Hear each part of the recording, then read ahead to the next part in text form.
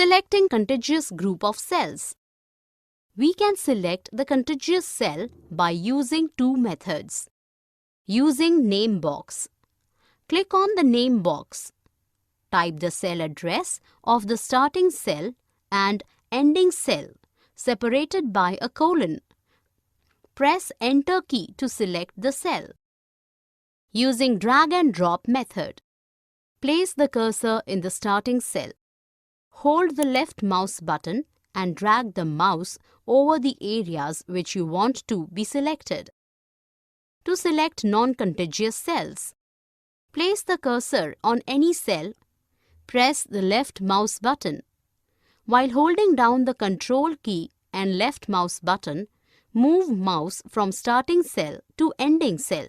Holding down the Control key enables one to select non-contiguous areas of the worksheet. Perform the desired operation. For more such videos on all subjects, practice questions and a lot more, download iPrep and learn unlimited.